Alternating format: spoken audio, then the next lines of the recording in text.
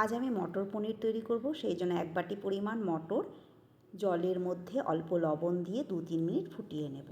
তারপর জল ছেঁকে নেব। এবার একটি মশলা তৈরি করব। সেই জন্য কড়াইতে তেল গরম করে তাতে 2টো শুকনো লঙ্কা, কয়েকটা আদার টুকরো, 2টো টমেটো, কয়েকটা কাজু বাদাম আর অল্প পরিমাণ লবণ দিয়ে হালকা করে ভেজে নিয়ে তার মধ্যে অল্প পরিমাণ জল দিয়ে 5 মিনিটের জন্য গ্যাসের ফ্লেম লো করে ঢেকে দেব। 5 মিনিট পর ঢাকা তুলে এই মশলাগুলো ঠান্ডা হলে একটি পেস্ট তৈরি করে নেব।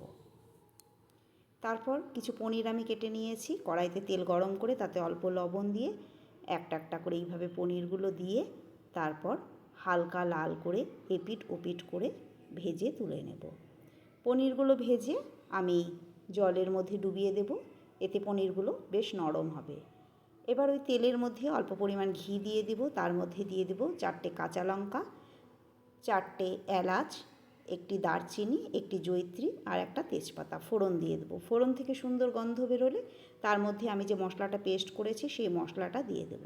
সেটি একটু ভালো করে নেড়ে চেড়ে নিয়ে তার মধ্যে দিয়ে দেবো 1/2 চামচ পরিমাণ হলুদ, দিয়ে দেবো পরিমাণ মতো লবণ আর 1/2 চামচ থেকে একটু কম পরিমাণ জিরের গুঁড়ো দেবো, যেহেতু আগে আমি জিরে ব্যবহার করেছি।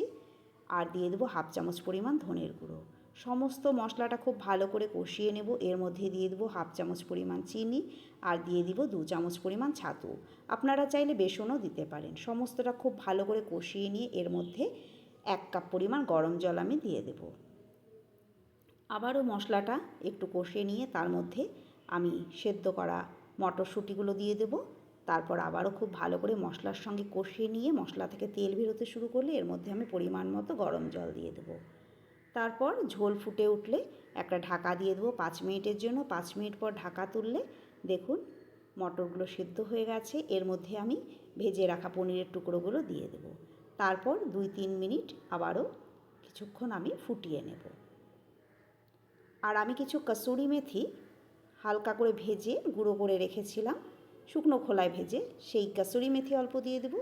দিয়ে দেবো 1/2 চামচ পরিমাণ ঘি আর একটু গরম মশলার গুঁড়ো। গ্যাসের ফ্লেম বন্ধ করে 5 মিনিটের জন্য ঢেকে রাখবো। দেখুন আমাদের মটর পনির একদম তৈরি। কত সুন্দর হয়েছে। আপনারা অবশ্যই এটা বাড়িতে বানিয়ে খাবেন আর আমাকে কমেন্টে লিখে জানাবেন কেমন হয়েছে।